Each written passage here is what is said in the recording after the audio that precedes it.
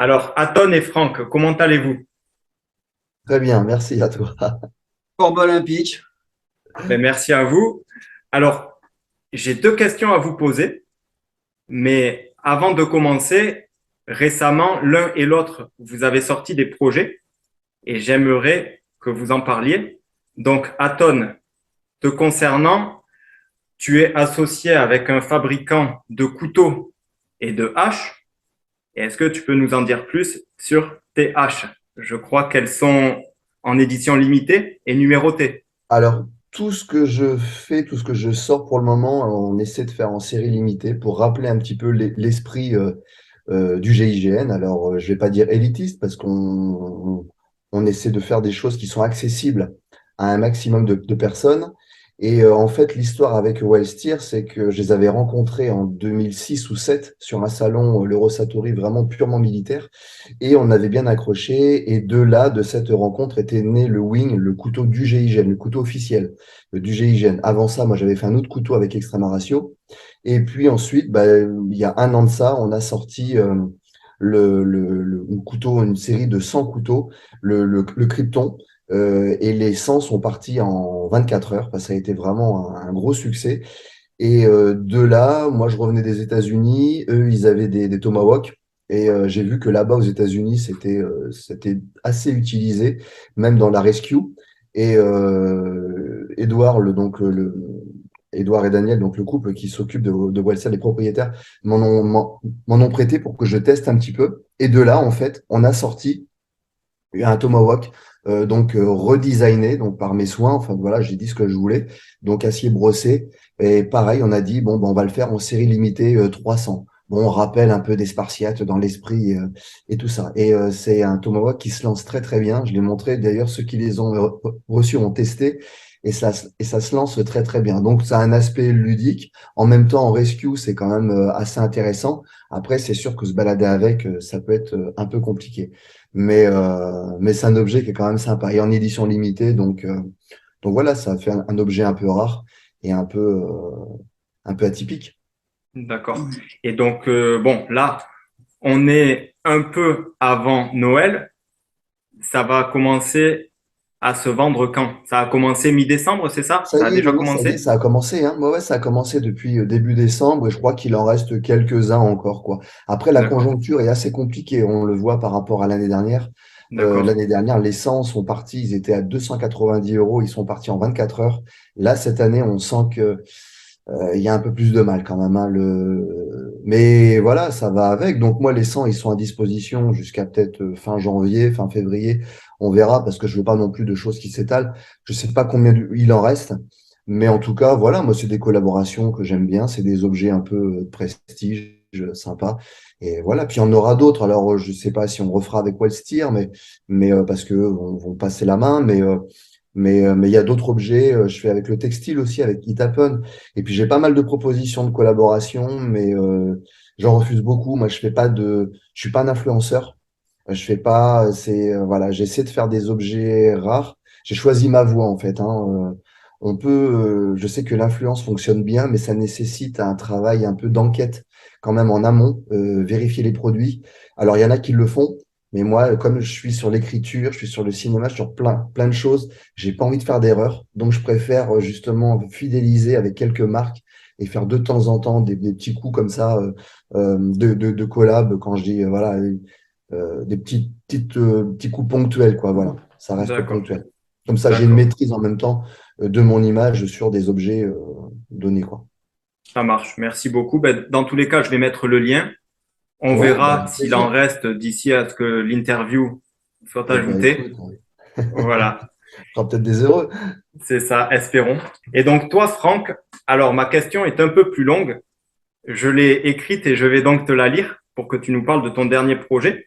Alors, tu as récemment lancé une formation diplômante et certifiante en ligne sur la self-défense, ce qui permet à des gens de se former et d'enseigner dans la légalité et d'être reconnus par une fédération. Au début, je n'étais pas trop d'accord avec ce principe et on s'est parlé plusieurs fois au téléphone à ce sujet et on en a aussi parlé plusieurs fois quand on s'est vu.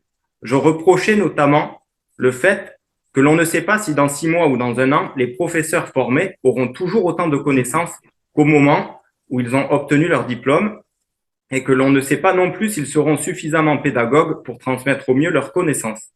Mais après réflexion, ce sont des choses que l'on peut reprocher à tout le monde dans n'importe quel domaine, y compris à des professeurs de karaté ou de boxe thaï. Aujourd'hui, tu m'as convaincu car tu m'as bien expliqué que c'était ouvert à tout le monde, mais que seuls les gens qui réussissent l'examen en présentiel et qui ont les connaissances nécessaires peuvent être diplômés. Ensuite, l'enseignement des professeurs diplômés avec cette formation ne s'adresse pas à tout le monde, mais uniquement aux gens qui veulent avoir des outils de prévention et quelques techniques basiques pour apprendre à se défendre. Donc le but n'est pas que les professeurs puissent former des guerriers, mais bel et bien d'aider les gens qui le souhaitent à acquérir des principes simples d'autodéfense. Et c'est pour ça que je suis convaincu, car ça ne s'adresse pas à tout le monde, et les professeurs ne sont en aucun cas considérés comme des ceintures noires ou des experts en arts martiaux, et je trouve ça plutôt honnête. Donc, peux-tu nous donner davantage de détails sur cette formation? Et si jamais il y a des gens qui sont intéressés, ils peuvent te contacter de ma part pour avoir davantage de précisions ou te dire qu'ils ont entendu parler de ta formation en regardant cette vidéo. Donc, si tu m'y autorises, je vais mettre ton adresse mail dans la description pour ceux que ça intéresse. Voilà, c'était un peu long, mais… Alors, je valide tout ce que tu dis. En fait, l'idée est très simple. Elle est venue de mes interventions en stage. Je tourne régulièrement en stage de Penchak Silat et en fait, je me suis rendu compte que les gens étaient plus intéressés par l'aspect self-défense en termes de technique que par un art martial qui demande beaucoup plus de technicité, beaucoup plus de temps, beaucoup plus de physique, beaucoup plus de capacité sur le plan physique en tout cas, et que les gens avaient de moins en moins le temps. Et ils me disaient, moi, ce que j'aimerais, c'est juste des techniques simples de self-défense. Sauf que je leur ai expliqué, parce qu'à la fin de chaque stage, je prends une demi-heure, une heure pour expliquer des principes de la self-défense ou pour répondre à leurs questions. Et quand je leur ai dit que pour moi, la self-défense, ce n'est bien pas le combat, c'est pour ça qu'il y a beaucoup d'attaques sur la self-défense, donc qu'est-ce que ça vaut dans une cage, qu'est-ce que ça vaut dans ci, je fais non, on n'est pas là-dedans. Pour moi, la self-défense, dans sa globalité, de manière holistique, c'est avant tout de la prévention. Et la prévention, ça peut s'apprendre autrement que se foutre sur la gueule dans une salle, quelle qu'elle soit. Donc, c'est là que j'ai mis en place ce concept qui s'adresse à monsieur, madame, tout le monde. J'ai mis en œuvre un système qui permet d'avoir des connaissances sur les types d'agression, sur les mécanismes de l'agression, sur le profiling, sur ce qu'elles peuvent faire, le savoir-être, son comportement, enfin plein de choses. Et puis, quelques techniques de self très simples, très basiques, parce que je m'adresse encore une fois pas à des gens qui combattent. Et donc, à la base, c'est une méthode où vraiment on travaille en amont sur la prévention, les codes de vigilance, ainsi de suite, où je reprends aussi pas mal dans la philosophie Rory Miller, je pense que vous connaissez, hein, le spécialiste américain de la self-défense. C'est très intéressant ce qu'il dit. Donc, il y a vraiment des trucs qu'on retrouve dedans. Et puis, comme ça, je chemine jusqu'à le pendant, malheureusement, où il faut savoir se servir peut-être d'objets usuels pour s'en sortir. Enfin, des choses assez simples. Et à la fin, il y a quand même l'aspect secouriste et l'aspect législatif que j'aborde un peu. Donc, vraiment, c'est une méthode. Donc, effectivement, moi, en tant qu'académie et en tant que personne, je ne peux pas délivrer de diplôme. Je n'ai pas ce pouvoir. Je ne peux pas le faire. Donc, c'est une certification. C'est-à-dire qu'ils ont un prérequis théorique, mais quand même pratique, parce qu'ils m'envoient des vidéos où je vois le niveau qu'ils ont. Mais le diplôme ne pourra se faire en tant qu'enseignant qu'à la fédération, parce que j'ai un partenariat avec la SPT, la SPTT, pardon, la fédération Omnisport. L'intérêt, c'est de pas faire des enseignants en arts martiaux, parce que c'est pas possible. Oui, c'est impossible. Je connais pas en ligne un moyen de former quelqu'un en combat.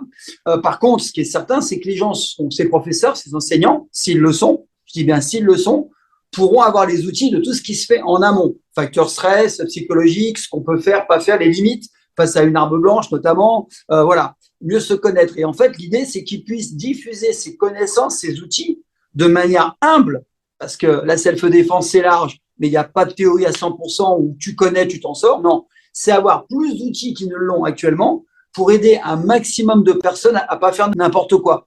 Quand j'entends des gens qui disent moi, s'il fait ça, je fais ça, face à une arme blanche, ça n'a pas de sens. Non, si tu peux, évite, c'est déjà bien. Si tu peux pas éviter, fuis.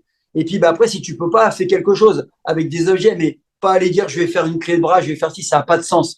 Donc vraiment, c'est être humble par rapport à une agression, mais quand même avoir des outils. Donc il y a deux objectifs, former les gens, mais sans certification et sans diplôme, mais c'est qu'ils le veulent, pourront se certifier, mais passeront leur diplôme d'instructeur fédéral, comme on le fait dans toutes les fédés, en présentiel. Voilà, avec un jury. Donc voilà, j'ai mis ça en place, mais c'est à l'initiative des gens. Et le dernier point, c'est que je me suis rendu compte que en France, il n'y a aucun diplôme d'instructeur fédéral qui permet d'enseigner bénévolement, spécifiquement pour la self-défense. Donc j'ai dit, pourquoi ne pas faire quelque chose dans ce domaine? C'est là que j'ai travaillé en partenariat avec la Fédé. Voilà, c'est aussi simple que ça. D'accord. Et Et du ça coup, marche plutôt bien. ouais, ben je sais, mais justement, aujourd'hui, il y a des profs de Krav Maga ou pas que de Krav Maga, qui suivent cette formation. Mais pourquoi? Qu'est-ce que ça peut leur apporter à eux? Alors, c'est étonnant, effectivement, quand j'ai vu la liste, il y a des gens que je connaissais, donc je les ai contactés. Donc, il y a des 2, 3, 4e dan de Krav Maga, il y a des enseignants en pied-point, il y a de tout. Tennis de table, j'ai tout. Des gens qui enseignent déjà, il y en a déjà pas mal, hein. Il y en a bien 30-40%. En fait, c'est simple, c'est que les gens qui pratiquent les sports de combat, par exemple, ou les arts martiaux, quand tu donnes un cours, même si tu es BPGEPS, hein, comme on l'est, ou CQP, tu enseignes des techniques, mais tu ne travailles pas à la phase en amont de prévention, les codes de vigilance, le profiling. Tu ne parles pas de ça en cours. Tu parles des techniques. Et même quand tu prépares un combattant sur le ring, tu prépares pour un combat que là, tu ne prépares pas. Pour un combat, tu prépares à ne pas combattre, à éviter le combat. Donc, toute cette phase, toute cette approche, elle n'est pas abordée. Et tu peux prendre n'importe quel sportif, même de haut niveau en sport de combat, que ce soit judo ou autre, j'ai plein de copains. Moi, quand je leur ai parlé de PNL, il y en a, ils savent pas ce que c'est. Quand je leur ai parlé de code des vigilances, ils connaissent pas. Je leur ai parlé, c'est une chose, c'est pas leur truc, c'est les sportifs. Donc, ils vont gérer le stress et leur peur, entre parenthèses, par rapport à leur activité. D'accord? Sachant qu'ils choisissent de combattre. Donc, c'est un stress qu'ils ont choisi. Le combat, c'est choisi. Quand tu es agressé, c'est différent. Tu l'as pas choisi. Donc, c'est pas du tout les mêmes paramètres. Du coup, ça les a intéressés. Et pour preuve, là, j'ai un 3e dan ou 4e dan de Krav Maga qui m'a dit, c'est super intéressant. Tu ne m'as rien appris. Faut retenir ça. Franck, tu ne m'as rien appris pour la self-défense. Par contre, tu m'as appris énormément pour toute la phase en amont. Mais effectivement, vu le niveau qu'il va, là, je vais rien lui apprendre. Donc l'intérêt, voilà, c'est que le personnaliser après et de pouvoir aider un maximum de personnes à prendre conscience que c'est qu'une agression, pas faire n'importe quoi et surtout être humble par rapport à ça et travailler sur son ego, ne pas se mettre en danger inutilement, quoi. Voilà, c'est vraiment pour moi quelque chose, voilà. Mais c'est surtout pas former des combattants et des ceintures noires. On n'en est pas là du tout, hein. C'est de la D'accord. prévention avant tout. Voilà, une méthode de prévention. Ça marche. Merci à tous les deux. Je voulais tourner cette interview un peu sous forme de débat Ouais. et j'avais 2 questions seulement à vous poser. Et ce que je comptais faire, c'était vous… Alors, je vous pose la première question. Vous discutez entre vous, vous débattez et moi, je n'interviens pas. Je n'interviens que si vous commencez à vous embrouiller ou à vous insulter, que si vous n'avez plus rien à vous dire ou que si ça fait, admettons, 1 heure ou 1 heure et demie que vous parlez sur le sujet pour que ce soit pas trop long. Et après, on passe à la deuxième question et voilà. Je comptais procéder de cette manière pour les 2 questions. Et donc, je vais commencer par la première question. Quelle attitude adopter et quelle réponse apporter lorsqu'on subit une agression et comment faire pour rester dans le cadre légal et dans la légitime défense? Alors, bien sûr, il y a différentes possibilités de réaction en fonction du type d'agresseur, de la violence et du type d'agression. Voilà, je vous laisse commencer en sachant qu'il y a des gens qui préconisent de frapper le premier. Vous nous direz ce que vous en pensez. Alors, qui veut commencer? Moi, je vais laisser la parole à Anton, c'est un jeune. Bon, j'allais dire, on va laisser la parole à Franck Aux anciens. pour l'ancienneté. Bon, Non, on bah, va écoute, échanger. Ouais. bon, je pense sincèrement qu'entre Franck et moi, déjà par rapport au contenu qui prépare là pour ces formations et moi, ce que je prépare aussi au niveau de l'écriture du prochain livre, on est complètement raccord. Moi, je pense que ce qu'on enseigne en Krav Maga dans différentes disciplines, on ne l'enseigne pas avec le cadre de légitime défense. C'est un sport de combat, c'est un art martial, mais ça ne rentre pas dans le cadre légitime défense avec tout ce que ça doit comporter de préparation avant, de l'effet de surprise, la gestion du stress, la gestion de son environnement, exactement ce que disait Franck, et ensuite l'aspect légal de la chose, en prenant en compte la légitime défense. Bon, moi, j'ai des amis qui pratiquent le Krav Maga, ils me disent, bah voilà, moi, je fais ci, je fais ça. Je dis, bah, si tu fais ça dans telle situation, tu es hors cadre légitime défense. il me propose d'autres techniques et encore une fois, on est hors cadre légitime défense. Donc, bah, souvent, on a la question, je pense que tu l'as aussi, Franck, bah, qu'est-ce que je fais? Et c'est là où, en fait, face à une agression, bah, il y a la première des éventualités, des choses à prendre en compte, c'est de fuir, c'est de refuser le combat. Alors attention, refuser un combat, ça veut dire que derrière, il peut y avoir un autre traumatisme, c'est une frustration avec laquelle il va peut-être falloir vivre. Mais le combat, on ne l'engage que s'il mérite ou que s'il est nécessaire. Alors, si on dit mérite, il va falloir se dire que peut-être on va passer en jugement selon la réponse qu'on aura apportée, c'est-à-dire que quelqu'un m'agresse, j'estime moi, selon mes principes, parce que c'est souvent comme ça que moi je procédais. Je voulais pas vivre avec la frustration. Donc, par rapport à mes principes, j'estimais que ça méritait une réponse avec un usage de la force. Donc là, je sortais du cadre de la légitime défense, qui était la nécessité justement d'agir, c'est-à-dire que j'avais la possibilité de fuir, mais je ne fuyais pas. Je restais et j'engageais le combat. Alors après, j'essayais de ne pas forcément frapper le premier, plutôt de répondre pour rester un minimum dans le cadre, mais du fait de rester alors que je pouvais fuir, j'étais hors clou. Mais par contre, ça me permettait pour mon ego, de vivre avec ça. Donc, par contre, il faut assumer après les conséquences. Parce que là, ensuite, on passe au tribunal et là, si on est hors clou, bon, bah là, il y a une sanction. Avec l'âge, avec l'âge, on gagne en maturité. Avec mon parcours en gendarmerie, j'ai vu qu'il y avait très peu de combats qui étaient initiés ou des agressions qui étaient initiées qui valaient le coup. Et en plus de ça, maintenant, on monte quand même on monte d'un niveau avec l'usage d'armes, que ce soit pistolet automatique, revolver ou alors enfin, arme à feu ou alors même couteau. Et sincèrement, maintenant, c'est quand même assez dangereux. À savoir que les agresseurs viennent rarement seuls, ils ont déjà prévu leur coup. Donc, répondre à une agression physiquement, ça reste quand même dangereux et très aléatoire. Donc, moi, je rejoins Franck hein, sur cet aspect-là. Oui, si on peut fuir, autant fuir. Ça ne veut pas dire qu'après, on n'engage rien. On peut engager, ça peut être un dépôt de plainte, ça peut être recherche du renseignement pour voir ce qui est possible de faire pour stopper les agressions ensuite enfin, de ces individus-là. Euh, mais effectivement, il faut quand même, c'est de la gestion de crise, c'est avant tout de la gestion de stress.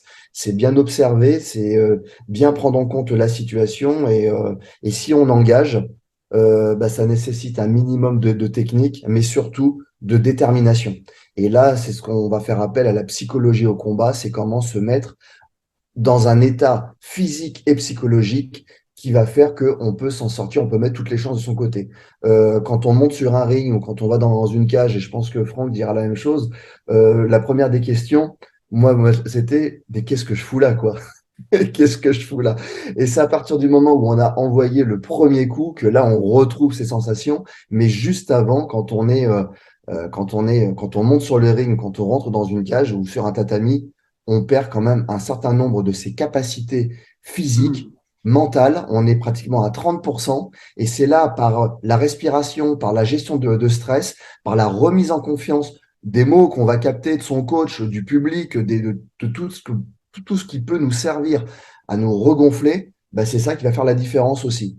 Et ça se joue aussi dans les premiers coups. Si à un moment donné, je sens que mes coups, ils portent et que l'autre, il vacille un peu, je reprends confiance et on le voit dans tous les combats qu'on peut observer à la télévision ou en se déplaçant aux abords des rings. On voit comment la confiance est importante dans un combat et comment la réaction du public aussi. Donc voilà, il y a tout un tas de choses qui sont à prendre en compte, mais lors d'une agression, la première des choses, c'est voilà, c'est voir si c'est si je peux fuir ou si ma riposte doit être immédiate, elle est nécessaire et proportionnelle. Donc, il y a quand même un certain nombre de choses à savoir où le cerveau doit quand même être bien en adéquation avec la situation. Et là, ça nécessite un certain nombre de qualités, pas seulement physiques, mais surtout mentales.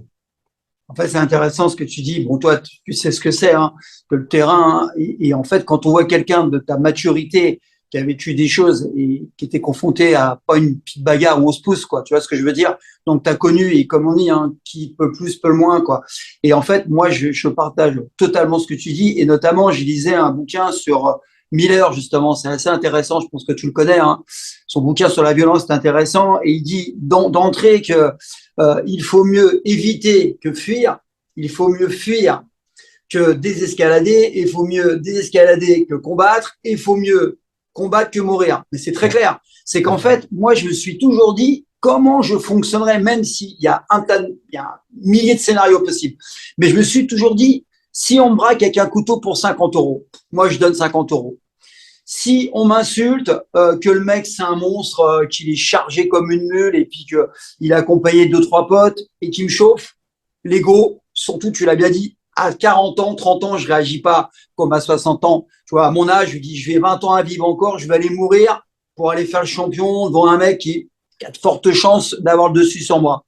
Cependant, si je suis avec mes enfants, je suis avec ma femme, je peux pas me sauver, là je vais aller au carton et là je me dis j'ai quand même des outils à ma disposition. Je suis peut-être moins fort que lui.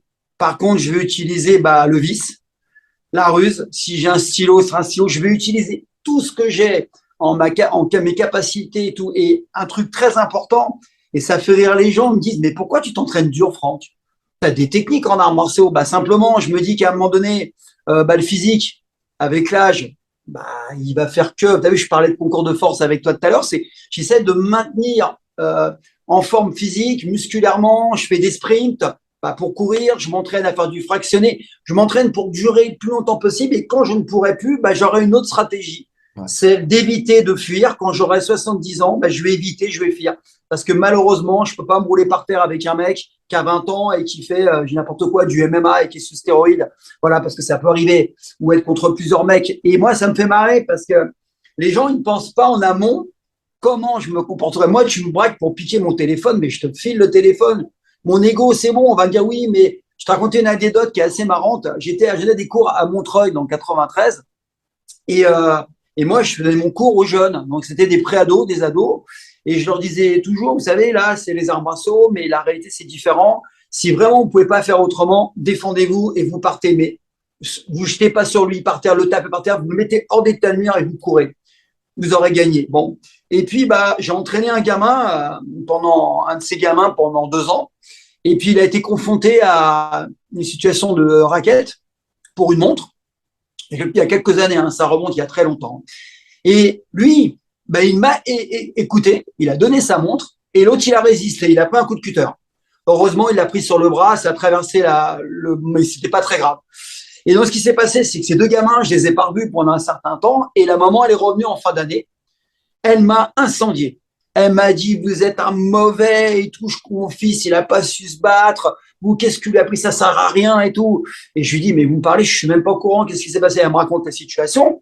Et puis, d'autres étaient au courant, ils m'ont dit, ouais, ça s'est chauffé à la sortie, bon, voilà.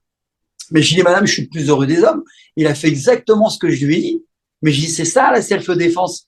Il a mis son bras pour une montre. En plus, c'était une montre qui avait pas une grosse valeur. La maman, elle m'a incendié, elle me dit, je le réinscris pas l'année prochaine, vous n'êtes pas mon prof d'arts martiaux et vous n'êtes pas si fort que ça.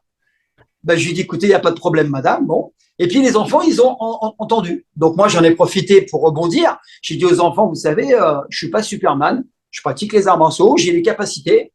Je pense être meilleur que la moyenne des gens qui ne savent pas se battre, mais je suis pas Superman. Ce que vous voyez dans les films, Chuck Norris, tous ces machins-là, c'est du film. Moi-même, je fais des démonstrations, je les prépare depuis 6 mois, je sais exactement ce qu'ils vont faire. Ça se passe pas comme ça. Je lui dis, alors que je leur ai dit, ils ont bien compris, ils m'ont dit, ah ouais, monsieur, bien et tout, vous avez ils ont compris quand même que j'avais les bonnes paroles. La maman, elle est revenue au mois d'octobre de l'année, donc 4 mois après, avec une boîte de chocolat, elle est venue s'excuser.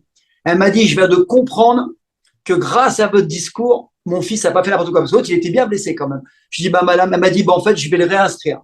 Voilà. Et c'est ça, je lui dis, c'est ça pour moi, un enseignant, s'il va au-delà de l'art martial, il fait pas du commercial en disant tout ce que je fais, ça fonctionne, il fera ça, vous allez voir, il fera une clé de bras, il fera ci, pour moi, tu n'es pas adulte, tu n'es pas responsable. Et un instructeur, un éducateur, c'est un responsable. Donc, en fait, je partage ce que tu dis. Et moi, j'ai toujours dit à mes enfants, j'ai 3 filles, on vous agresse, elles sont pas pratiquantes, vous donnez. Et vous vous barrez et vous mettez dans un endroit qui est sécurisé, où il y a du monde, et puis c'est tout, puis on verra avec l'assurance après. Et un jour, elles m'ont posé la question, elles me disent, papa, tu feras quoi? Je ferai comme toi. Par contre, si je sens que je suis en danger et que le portable ne suffit pas, là, je vais prendre l'initiative. Et là, comme tu as dit, je vais envoyer du lourd. Je vais mettre 100% pour le détruire. Par contre, je vais pas m'acharner, je vais le mettre hors d'état de nuire. Et une autre chose que les gens ne comprennent pas, et je pense que tu vas partager mon avis, souvent ils se mettent en difficulté, les gens, parce que c'est l'ego. En fait, la situation, c'est que je vois des rixes, des fois, des débuts de risques qui n'ont pas de sens. C'est l'ego, t'es touché, t'es insulté, machin et tout. Et le problème, c'est que, en fait, ils n'ont pas cette capacité à prendre du recul par rapport à ça. Ils n'ont pas analysé. Mais moi, je me suis toujours dit, si j'envoie du lourd, comme je dis, bah, c'est que, je vais justifier comme je peux devant le juge, monsieur, j'ai tapé fort, oui, c'est vrai. Mais j'ai voulu fuir, mais j'ai pas pu. Deuxièmement, l'agression, elle était injustifiée. Elle est complètement contextuelle et elle est ponctuelle. Je me suis pas vengé après, je l'ai pas rattrapé pour le taper. J'ai réagi tout de suite et j'ai pas pu faire autrement. Une fois que j'ai dit ça devant le juge, bah moi je me suis mis en système de légitime défense. Par contre, si j'ai pu fuir et que je l'ai pas fait, que je me mets en garde et je veux jouer le héros, c'est une rixe. Donc là, j'ai tout faux. Je suis plus en légitime défense. Et voilà. Et la deuxième bêtise que j'ai constatée, et ça je l'ai constaté quand je travaillais la nuit comme bideur, c'est quand tu as pris une patate et que ça t'a fait bien mal et que tu as la chance de ne pas être couché et que tu as le dessus sur le mec, le problème, c'est que tu as une tendance à dire, écoute, maintenant, je vais t'en mettre. Donc, si tu le mets au sol, tu te mets en position style MMA qu'on connaît, tu vois, et qu'on quand il s'en va, bah, on a tout faux. C'est qu'on bascule, on devient d'une victime un mec qui s'acharne. Et là, ça tombe contre nous. Si tu lui mets à gauche-droite le kick, bon, puis qu'il est sur le cul, et puis toi, tu peux partir, c'est bon, t'es tranquille. Mais le problème, c'est que les gens, ils s'acharnent. J'ai vu ça il n'y a pas si longtemps. Le mec, il a eu le dessus. Et il lui a mis, il avait la haine, quoi. Et en fait, bah, c'est le contrôle. Et je dis que si tu travailles, bah, alors soit avec des mises en situation régulières que tu apprends, et c'est ce dont je parle dans mon truc, dans mon conseil de self-défense, c'est qu'il faut que tu saches jusqu'où tu peux aller, qui tu es, ne pas te mettre dans un combat si tu n'es pas capable. Moi, je vois des gens qui me disent, je n'ai pas peur, et tu vois sur le visage qui tremble, et tu sais que le mec, il a déjà perdu. Moi, j'ai vu des situations où, enfin, tu sais que ça n'a pas de sens. L'autre, tu sais qu'il va lui mettre une tôle. Même sans parler de combat, ça se voit qu'il y a l'ascendant physique, psychologique, l'autre, il tremble de partout. Enfin, tu sais, ben, il joue avec le feu pour paraître devant sa femme fort ou devant quelqu'un. Ça n'a pas de sens. Et en fait, je pense que tout ça, ça se réfléchit en amont. Et toi, bon, tu connais le terrain. Moi, j'ai fait la porte. J'ai pas été confronté à des situations dangereuses comme tu as pu l'être. Mais n'empêche que moi, ce qui m'a toujours sauvé, c'est que j'ai toujours cherché à éviter. Et quand j'ai pas pu éviter, et ça m'est arrivé, je suis pas un enfant de cœur, bah, j'ai pu justifier. Et à chaque fois, ça s'est bien passé pour moi juridiquement.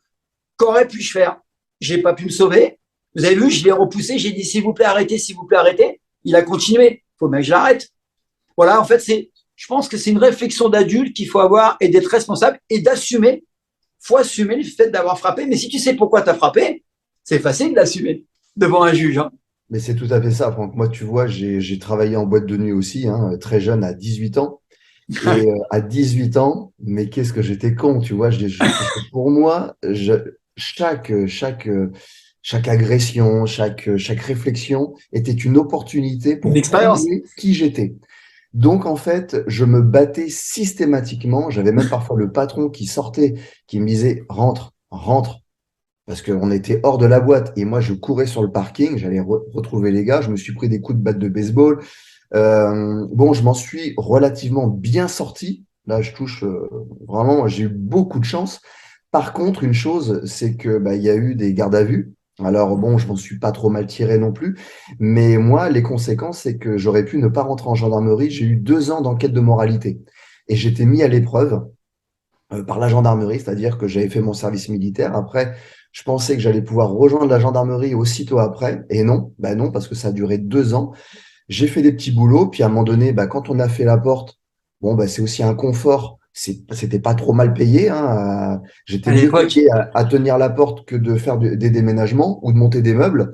Donc, j'ai repris la porte. Mais sauf que les gendarmes sont venus me voir et m'ont dit, ouais, mais là, tu es en observation et reprendre la porte, c'est peut-être pas la bonne solution pour toi. Et puis, j'ai eu quelques problèmes. On a géré. J'ai un très bon camarade qui a pris sur lui les dépôts de plainte. Mais c'est vrai que quand on pense les conséquences de tout ça, déjà, j'ai eu beaucoup de chance parce qu'à courir seul sur des parkings et me retrouver face à 3, 4 individus, j'aurais vraiment pu, au niveau santé physique, j'aurais pu prendre vraiment cher. C'était vraiment un manque de lucidité de ma part. Et puis, quand je m'acharnais, parce que moi, je me suis acharné, je le reconnais maintenant, parce que il faut que ça serve de leçon. Si j'ai eu des problèmes avec la justice, c'est parce que j'allais au-delà de la baston. Je m'acharnais, le mec était au sol et je continuais, quoi. Et je lui faisais la leçon de morale et je lui parlais en même temps. Et bon, ça prête à sourire quand les conséquences sont pas dramatiques, mais parfois ça m'arrivait de mettre des gens très mal physiquement et c'était abusé, c'était abusif, on était hors clou et ça a failli me porter vraiment préjudice. Sans compter que bah, parfois on peut ne pas se maîtriser, donner le coup de trop et assumer et payer toute sa vie. Donc Ouais. voilà, il y a quand même une lucidité à avoir. Et quand moi déjà le gendarme est arrivé chez moi pour me dire avec la convocation, ça y est, tu intègres une école gendarmerie, je me suis dit mais là, mais ça y est, alléluia, faut arrêter les conneries. Je suis rentré en gendarmerie. Bon, j'ai quand même eu quand j'étais en perme deux, trois bagarres, mais j'allais beaucoup moins loin. Voilà, c'était deux, trois coups parce que je pense que Franck ou comme moi, tu vois, ou et d'autres, hein, quand on pratique les sports de combat, quand on est dans, on n'aime pas l'injustice. Si on fait des sports de combat, c'est pour se défendre soi-même, mais aussi pour défendre les autres. Et quand on est face à une injustice ou face à quelque chose qui nous semble vraiment sincèrement injuste, on a envie d'agir. Alors, au début, quand on est jeune, ben, on y va avec une gifle, on y va avec un coup de poing, on y va un peu violemment ou avec des mots qui sont pas forcément bien envoyés. Et puis avec la maturité, on négocie un peu, même si c'est pas de la négociation comme on peut faire au GIGN, mais ça s'y rapproche. Et puis on essaie d'arrondir les angles et de trouver une sortie honorable, aussi bien pour la personne qui vient, qui est agressive, qui est énervée, en la faisant redescendre un peu, et puis nous, en nous trouvant aussi une sortie qui n'est pas la fuite, mais qui est une sortie honorable, à mettre un petit peu les choses en amont et dire, bon, bah voilà, si on engage le combat, quelles sont les conséquences? Moi, ça m'avait plusieurs fois de dire, bon, écoute, j'aime bien le combat, j'aime bien me battre, j'aime bien la baston, mais là, il est minuit, on est dans la rue, il y a il y a des gens qui passent, on va pas avoir envie de lâcher, quelles vont être les conséquences de ça, quoi, voilà, est-ce que c'est vraiment, et parfois ça a fini en trinquant, en allant boire un verre, puis en se disant, bon, ben, on va se donner rendez-vous sur un ring, et puis on verra, puis voilà, puis parfois, ben, on arrive à se faire des potes aussi comme ça. C'est un peu, il y a de tout, hein, il y a toutes les situations. Après, ça dépend aussi de comment on Hmm. prend les choses. Mais c'est vrai que avec l'âge, on gagne en maturité, on gagne en lucidité et on entrevoit d'autres possibilités. Voilà. Et Ah, mais c'est je pense marrant. Ouais. que ce soit Franck ou moi, on essaie de partager ça parce que c'est vrai que moi, je me rends compte les erreurs que j'ai pu faire et les conséquences que ça aurait pu avoir et après, en rentrant au GIGN, hein, les combats qui ont été engagés, qui étaient absolument nécessaires. Et quand je vois, là, on parle à se répondre avec le feu. Hein. Et quand on voit un mort, on se dit, putain, il y avait quand même d'autres possibilités. Et la négociation, autant moi, je la trouvais un peu inutile et pénible dans une résolution de crise au tout début de la carrière parce que nous, on voulait en découdre. Et en fait, quand on prend de la maturité, de l'âge et de la sagesse, eh bien, quand un conflit se règle par la négociation et qu'on obtient une réédition du forcené, ben, sincèrement, c'est une bonne fin pour nous. C'est un happy end et chacun rentre chez soi sans avoir essuyé de coups de feu. La meilleure des missions, c'est quand tout le monde rentre chez soi sain et sauf et que le forcené vivant, il va en cellule de dégrisement ou alors il est récupéré par sa famille. On arrondit un peu les angles, tout ça, ça discute et ça se passe bien. Quand on en vient et ça, moi je l'ai beaucoup appris, hein, je l'ai vu au GIGN, mais quand on en vient à l'usage de la force, voire à blesser, voire à donner la mort, c'est un échec.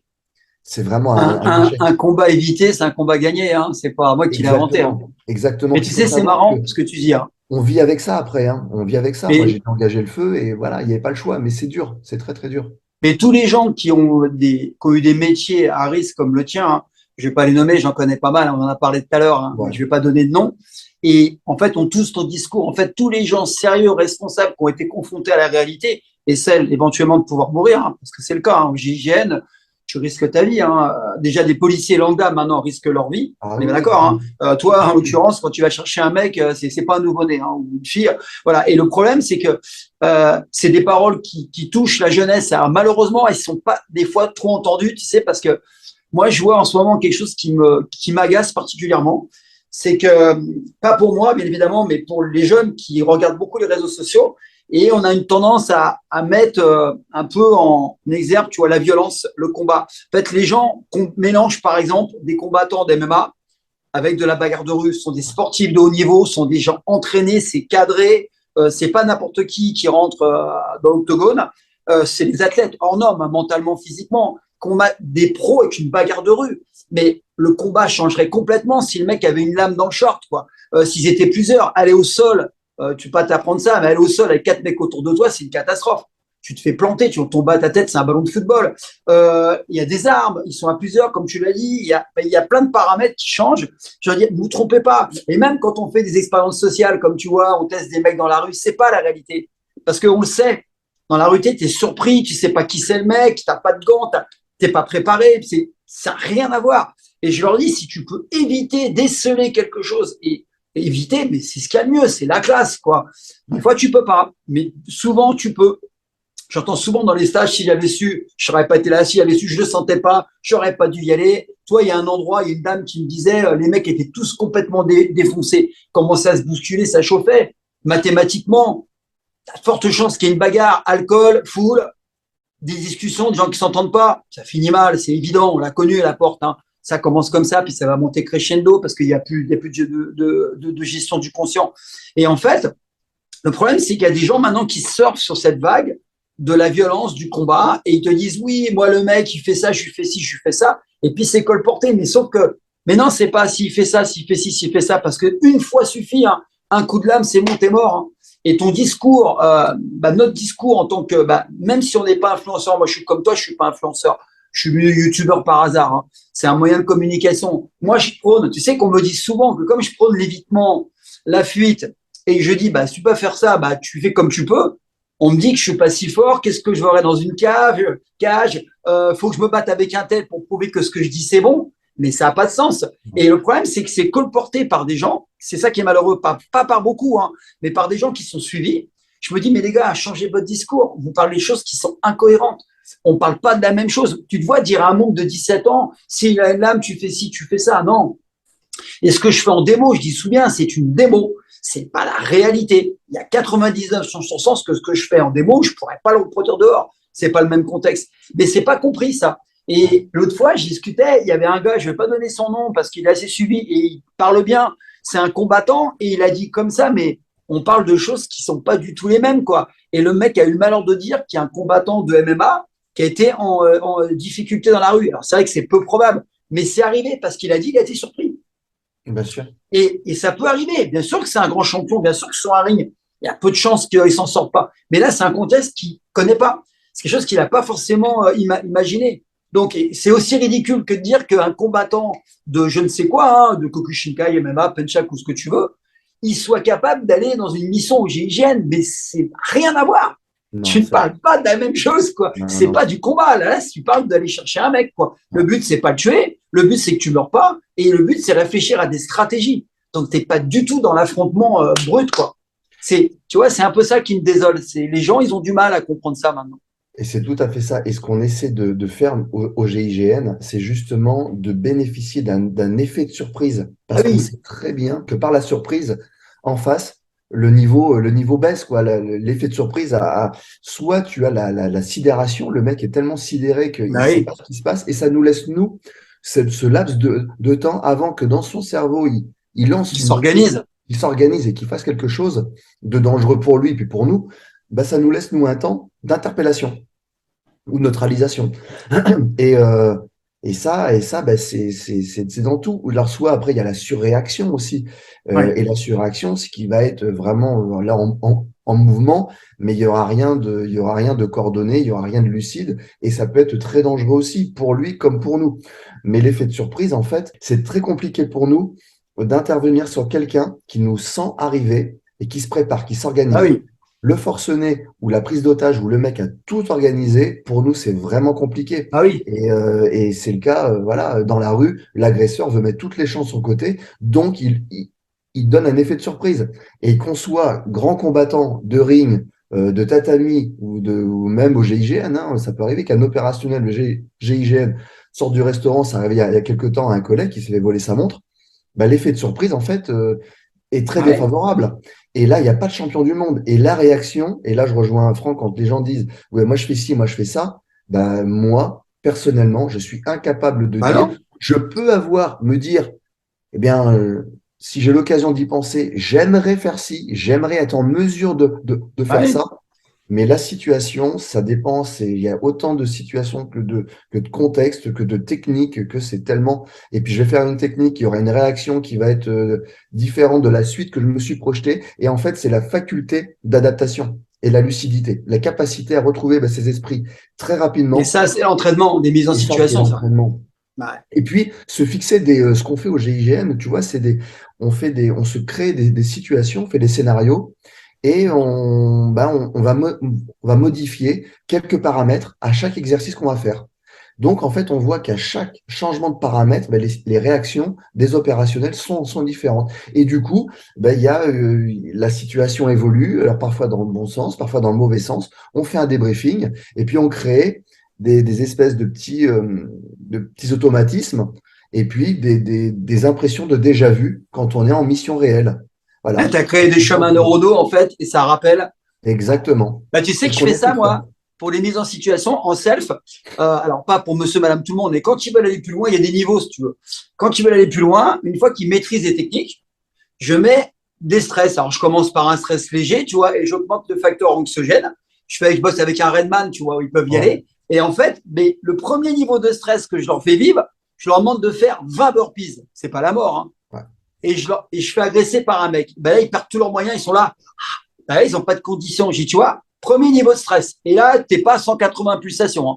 À 160, 180, tu n'as plus de néocortex, il est mort, hein. Tu es dans le reptilien. Ben, les mecs, je leur explique comment marche le cerveau. Et là, ils me disent, waouh, je dis, ça, c'est le premier niveau. Maintenant, le deuxième, c'est je vais te mettre deux mecs sur ta tronche, je vais te mettre assis, je vais te bousculer, je vais t'insulter. Et là, je rajoute, tu vois. Et c'est marrant ce que tu dis. À chaque fois, il y a une période d'adaptation.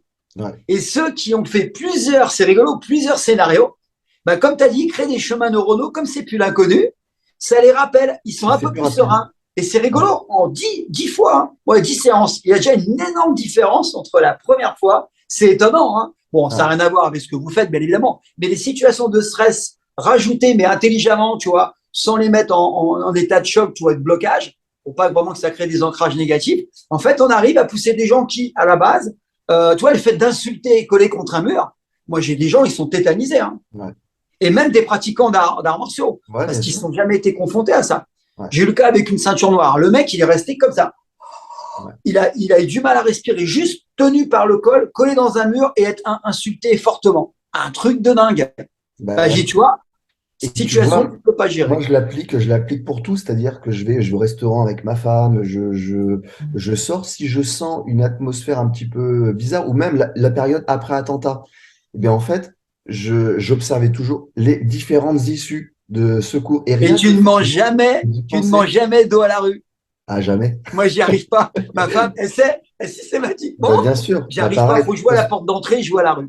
J'ai besoin de maîtriser un peu mon espace. Et ça, Voilà. c'est la première étape à la self-défense, Bah, à c'est ce que j'apprends dans ma l'autoprotection. formation. Tu vois, c'est le niveau 1, vigilance. C'est Les ça. quatre, C'est c'est ça. d'être vigilant. Maintenant, bon, je vais rarement en boîte, hein, mais quand j'y allais de temps en temps, là, sur la dernière fois, si je sens que l'atmosphère est un petit peu électrique, bah, je m'éloigne. Ou si je sens que je peux faire quelque chose parce que c'est plus fort que nous, parfois on se dit, allez, eh ben, j'anticipe, je vais dire, OK, là, je peux faire ça, je vais me Puis positionner tu es là. super Là, vigilant.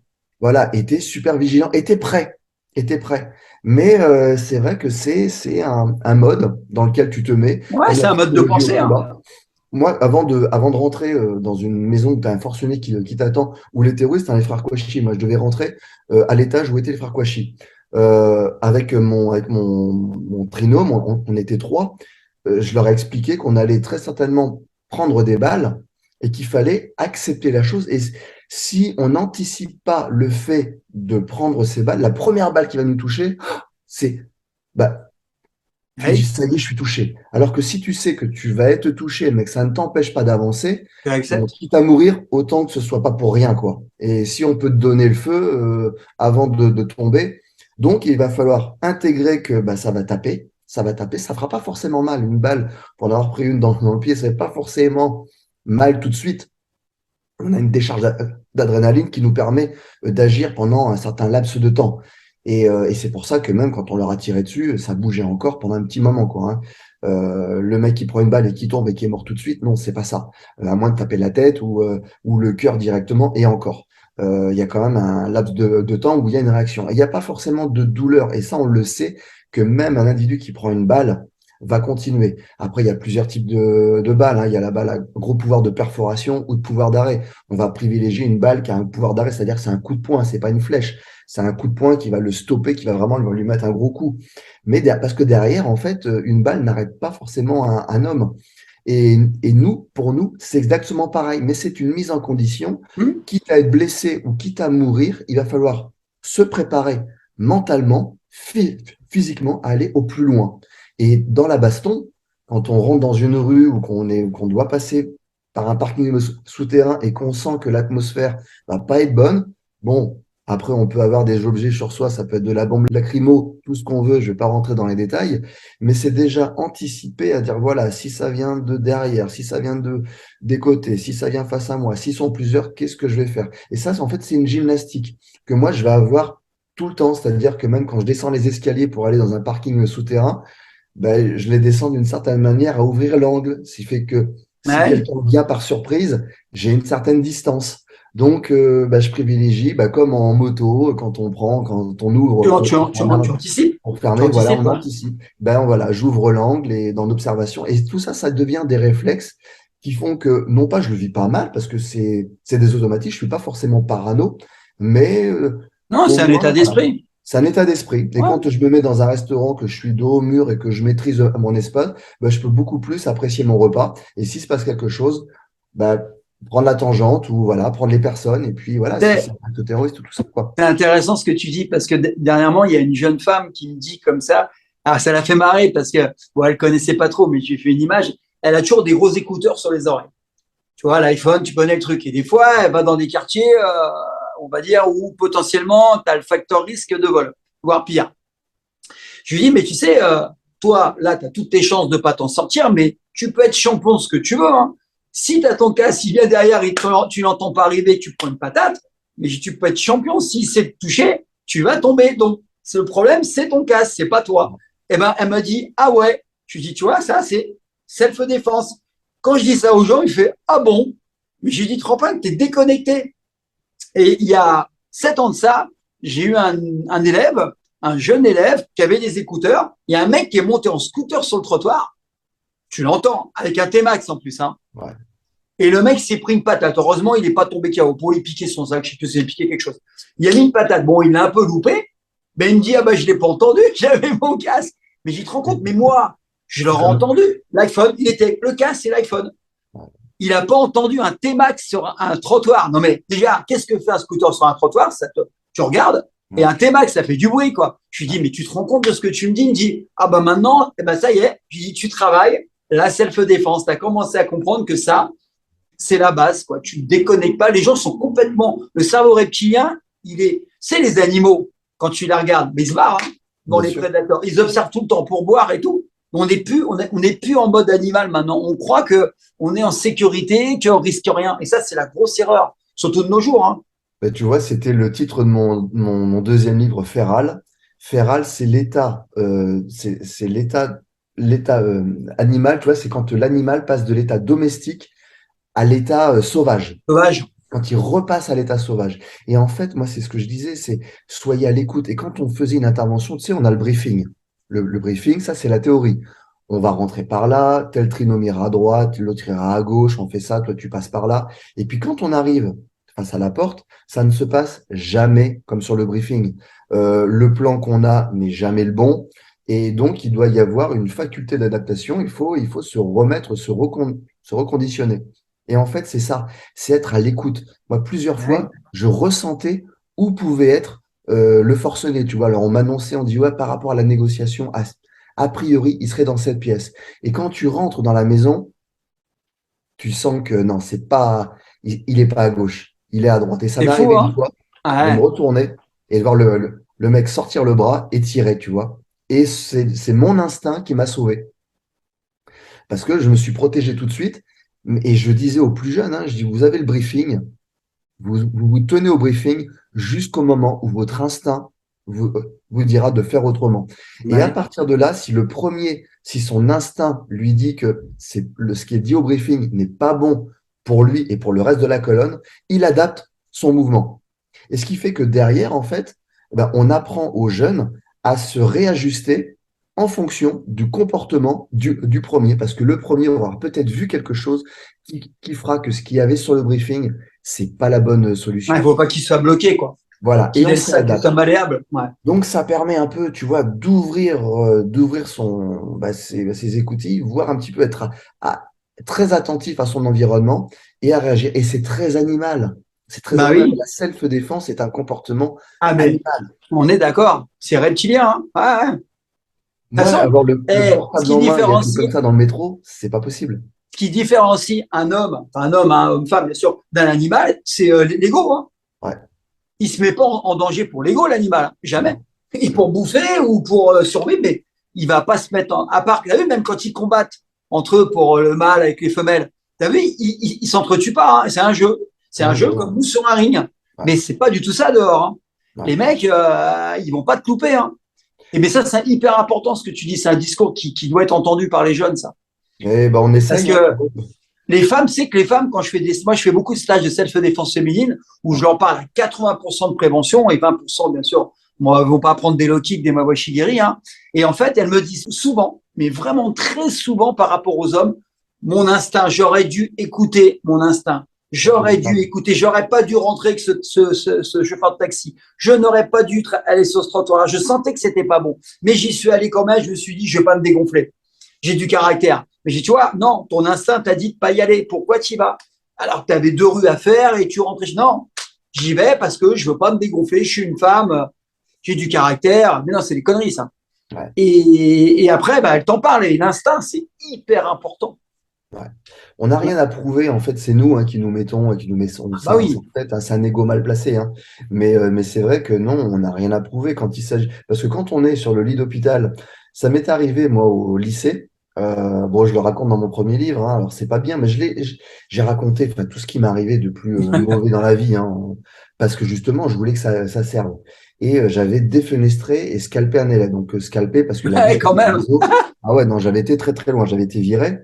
Et ce qui s'est passé, c'est que ce gars-là, en fait, avait été motivé par une dizaine de ses potes qui lui disaient, bah, vas-y, défonce-le, machin, nan. Moi, je me lève, il me prend au col et il m'emmène en direction donc bah, de la fenêtre, hein, de la vitre derrière moi. Moi, je sentais que si ça partait au pugilat, c'est moi qui allais passer à travers la vitre. Et l'instinct de survie a fait que je l'ai pris, je l'ai déséquilibré, je lui ai mis une droite et c'est lui qui est passé à travers la vitre. Et en le tirant vers moi, il a été scalpé. Et j'ai continué, je me suis acharné. Bon, bah, pas bien, hein. Il est allé à l'hôpital, donc il a perdu ça sur la tête, chirurgie esthétique. Ils ont fait tentative de greffe, ça n'a pas marché. En gros, il a eu un méga lifting sur des mois et des mois. Et bah, quand il est à l'hôpital, bah, aucun de ses potes n'est allé le voir. Et en fait, le bilan de ça, bah, il a perdu tous ses potes parce qu'ils sont foutus de sa gueule, quoi. Ils ont dit, ah ben on croyait que tu allais le défoncer. Il avait rien à prouver, en fait. C'est son Il a tout ego, perdu. Il a tout c'est son perdu. ego qui a fait que moi, j'ai Ouais. réagi en légitime défense quelque part et j'ai surréagi. Donc, c'est pour ça que j'ai été viré Mm. parce que j'étais hors clou. Et lui, en fait, il a agi avec son ego parce que ben, voilà, les autres l'ont motivé. Et on se met en danger avec ça. On se met en danger. Et c'est là où il faut être intelligent et se repositionner, dire, mais quand je serai à l'hôpital, en fait, est-ce que ces gens-là vont venir me supporter? Puis quand bien même s'ils portent de l'attention, je suis quand même à l'hôpital, quoi. Est-ce que ça valait vraiment le coup? Donc, je pense qu'il y a des combats à mener. Il y a des gens pour les mener. Et puis, je suis pas pour le monde des bisounours. Enfin, je suis pour le monde des bisounours, si ça pouvait être le cas. Mais voilà, sans hypocrisie, quoi, avec respect. Mais je pense que oui, les combats, il y a des gens dont c'est le métier. Et à un moment donné, fuir ou trouver une ruse pour, Ouais, une pour solution, éviter, hein. c'est pas que de manquer de courage. Au contraire, je pense que voilà, la lucidité doit faire partie du combat, à savoir le combat, c'est aussi ne pas le mener. C'est un combat contre soi-même. Et Euh, c'est courageux, ouais, de pouvoir dire je n'y vais pas. Alors que tu sais que tu peux y aller. ah, C'est difficile, ça, hein. moi, je vais te dire sincèrement, Franck, il y a eu des fois, ne pas y aller me coûtait plus Ah bah oui. d'y aller. Parce que je savais que j'allais avoir à gérer une frustration. Et c'est ma femme, parfois. Je suis dans la voiture, j'ai dit, mais putain, ce que j'aurais mis à ce connard. Elle me dit, mais détends-toi. J'ai dit, putain. Elle me dit, tu l'aurais fait. Bah ouais. Non, ça sert à rien. J'ai évité un combat, pareil, il y a l'été dernier avec un ami. J'ai étranglé le gars. Je l'ai étranglé, je l'ai mis au sol et je l'ai menacé. Je lui ai dit, tu bouges plus. J'étais tenté de lui mettre des droites parce que on est pris dans le truc et le mec, c'était vraiment un connard. Il avait vraiment fait un truc dangereux sur la route. Mais j'ai évité que avec mon pote, parce qu'il partait vraiment en garde, et je suis arrivé, moi, sur le côté, je l'ai étranglé, je l'ai foutu au sol et je l'ai maîtrisé. J'ai neutralisé. Et après, avant de le lâcher, je lui dis, c'est, c'est pas bon, ni pour toi, ni pour nous. Remonte dans ta voiture et Bah pars. non. Et voilà, alors mon pote était assez frustré, tu vois, parce qu'il dit, ouais, mais t'aurais dû me le laisser. Je dis, Bah non, non, oui. non, non, non, non, on aurait fini, on Ah, aurait c'est fini. l'ego. Tu nourris l'ego comme ça. Tu nourris l'ego et c'est pas la peine. Et puis après, bon, bah voilà, après on a pris l'apéro, tout ça, on a discuté, on a rigolé, et puis voilà, on a dit, t'as vu la gueule qu'il a fait. Mais Et t'as la vu que surprise, j'ai utilisé la surprise. Mais par c'est contre, marrant derrière parce que, la surprise, j'ai eu les bons mots. J'ai trouvé une sortie honorable en lui bah oui. disant, écoute, tu fais 100 kilos, voilà, ouais, c'est pas la peine. C'est pas la peine. On n'a rien à se prouver. Donc, monte dans ta voiture, on part. On est peut-être un peu énervé là, mais partons avant que ça prenne des proportions qu'on va pas maîtriser. Et puis en plus, on était deux. Donc voilà. Mais on sort. J'ai pas voulu lui dire, attends, moi je peux te la mettre. Je peux être plus fort que toi. On n'a pas à prouver. Je lui dis, écoute, tu fais 100 kilos, tu es très certainement fort. Nous, on est deux. Il y a des gamins dans la voiture. Ouais, c'est bon, stop, stop, stop, stop. Bah oui.